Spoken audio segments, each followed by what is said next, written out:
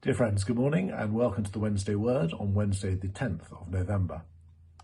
Tomorrow at 11 o'clock on the 11th day of the 11th month, I'll be leading the ceremony at the War Memorial on the Promenade to mark the 103rd anniversary of the end of the First World War. And then on Sunday, I'll be leading the Remembrance Day service there as well. This year, as I've been thinking about remembrance, I've been reading the war experiences of Edward VIII when he was still Prince of Wales. When war broke out in 1914, 20-year-old Edward was desperate to be sent to the front with his unit of Grenadier Guards. Lord Kitchener, Secretary of State for War, prohibited this, but he was eventually allowed to go as junior staff officer to France, located safely behind the lines.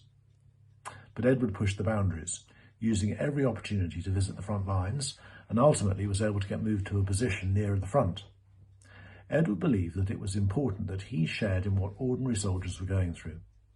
He visited advanced positions and found himself under shell fire in front area dugouts many times. A British officer recalled how they had not seen anyone from divisional headquarters for 6 weeks.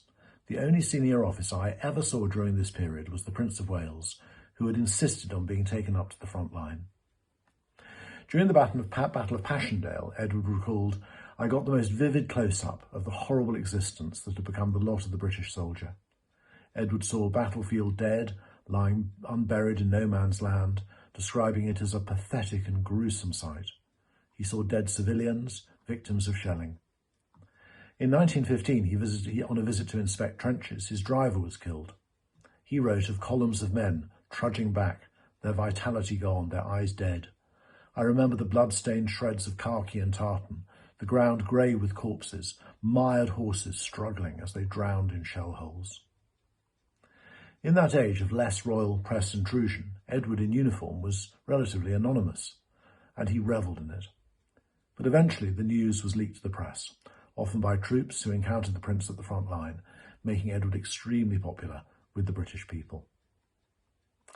The reasons for this popularity run very deep in our national psyche.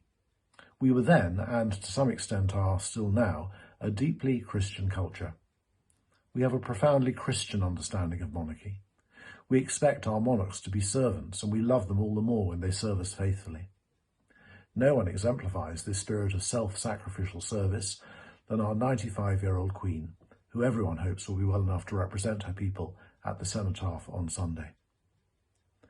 Even though most people would not acknowledge it, this understanding of servant kingship comes from the example of the Lord Jesus Christ, the perfect servant king, who didn't remain in the remote palace of heaven, but came down to the battlefields of this earth, identified with us in our pain and suffering, wore a human uniform, and gave himself for us in the ultimate sacrifice of death.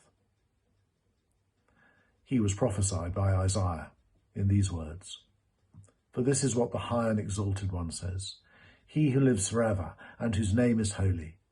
I live in a high and holy place, but also with the one who is contrite and lowly in spirit, to revive the spirit of the lowly and to revive the heart of the contrite." God bless you today.